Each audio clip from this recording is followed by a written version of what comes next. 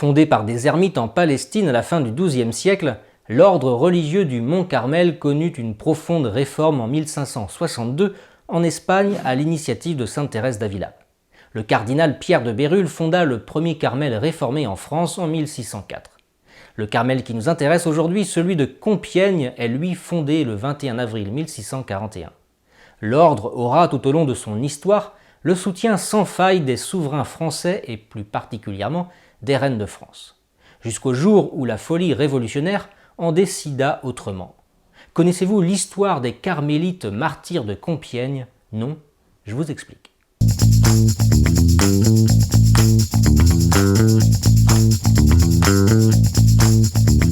À peine la Révolution fut-elle engagée que les ordres religieux furent inquiétés.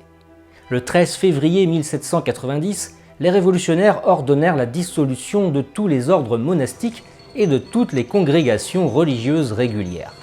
Les vœux prononcés par les sœurs sont donc déclarés nuls. Par conséquent, tous les religieux sont invités à rentrer chez eux. Les congrégations séculières sont, quant à elles, dissoutes le 18 août 1792. Les bâtiments seront vendus pour financer les dépenses publiques. Le 14 septembre de la même année, les 16 carmélites de Compiègne et leurs novices sont expulsés de leur couvent par les révolutionnaires. Elles qui vivaient en communauté se retrouvent désormais divisées et dispersées aux quatre coins de la ville, accueillies par de pieuses familles.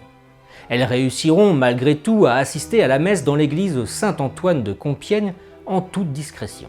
Déjà en décembre 1789, sœur Constance de Jésus, alors simple novice au Carmel, ne put prononcer ses vœux car la loi du 29 octobre 1789 le lui interdisait.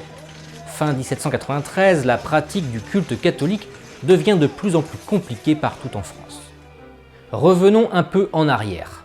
À la fin du XVIIe siècle, en 1693, une carmélite de Compiègne, sœur Élisabeth Baptiste, avait vu en songe toutes les religieuses de son couvent dans la gloire du ciel, revêtues de leur manteau blanc et tenant une palme à la main, signe du martyre chez les chrétiens. Un siècle plus tard, donc en septembre 1792, la mère prieure, mère Thérèse de Saint-Augustin, dans un contexte plus que dangereux pour les catholiques, sentait les sœurs désireuses d'accéder au martyre. Elle leur proposa alors de faire un acte de consécration dont voici les termes. La communauté s'offrirait en holocauste pour apaiser la colère de Dieu et pour que cette divine paix que son cher Fils était venu apporter au monde fût rendue à l'Église et à l'État. 2 ans plus tard, en 1794, le songe allait devenir réalité. Le comité révolutionnaire durcit la répression envers la foi catholique. Les couvents furent perquisitionnés, dont celui des religieuses de Compiègne, le 21 juin 1794. Des lettres hostiles à la Révolution, un portrait de Louis XVI et une image du Sacré-Cœur, emblème des Vendéens, furent trouvés dans le couvent. Il n'en fallait pas plus. Les 16 carmélites de Compiègne sont arrêtés les 22 et 23 juin 1794, accusés d'atteinte à la sûreté de l'État, de participation à un complot royaliste et de fanatisme religieux. Le 12 juillet, elles sont transférées de Compiègne à la Conciergerie à Paris. Elles profitent de leur incarcération pour chanter les offices. Un témoin des faits dit qu'on les entendait toutes les nuits à 2 heures du matin récitant leur office. La date de leur jugement est arrêtée au 17 juillet 1794. La sentence était connue d'avance car l'acte de condamnation avait été imprimé avant la tenue du procès et les religieuses n'eurent pas droit à un avocat conformément à la loi en vigueur. Quand on les accuse d'avoir caché des armes destinées aux contre-révolutionnaires, Marie-Thérèse de Saint-Augustin saisit sa croix de profession et s'écrie « Voilà nos seules armes !» Quand Fouquier-Tinville les qualifia de fanatiques, sœur Marie-Henriette lui rétorqua « Citoyen, qu'entends-tu par ce mot ?» Et il lui répondit « Votre attachement à vos sottes croyances. » Ah, mes sœurs, quel bonheur, nous mourrons pour la foi. Sans surprise, elles furent condamnées à mort. À 18h, sur le chemin qui les emmenait à la guillotine, dans la charrette, elles chantaient le Salve Regina, le Veni Creator et le Te Deum. La population parisienne qui habituellement témoignait sa haine au passage des condamnés fut exceptionnellement silencieuse quand les prières des agonisants et l'office des morts furent récités. Certains pleuraient quand d'autres essayaient de toucher les martyrs. « Elles avaient l'air d'aller à la noce », dit un employé de la prison.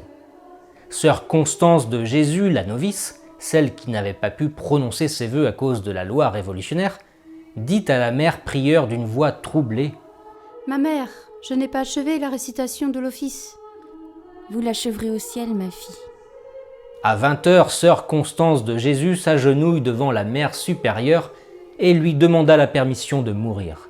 Marie-Thérèse lui tend la statuette de la Sainte Vierge pour qu'elle la baise dévotement et lui dit : « Allez, ma fille. » La mère supérieure mourut la dernière en donnant la bénédiction à ses sœurs. Elle offrit un sourire au bourreau. « Comment en vouloir à ces pauvres malheureux qui nous ouvrent les portes du ciel ? Je vous pardonne de tout mon cœur, comme je souhaite que Dieu me pardonne. » Elles furent guillotinées le 17 juillet 1794. Leurs corps et leurs têtes seront jetés de nuit dans l'une des 2 fosses communes du cimetière de Picpus.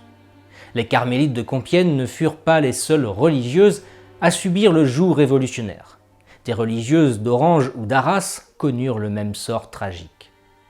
Les carmélites de Compiègne furent béatifiés le 27 mai 1906 par le pape Saint Pie X en pleine période de séparation de l'Église et de l'État en France.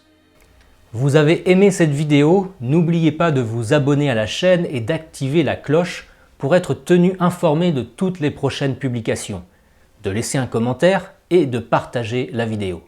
Et si vous voulez soutenir mon travail, n'hésitez pas à faire un don via ma page Tipeee ou bien de commander un livre de ma maison d'édition, les éditions Vox Gallia. Merci et à très vite. Vive la France!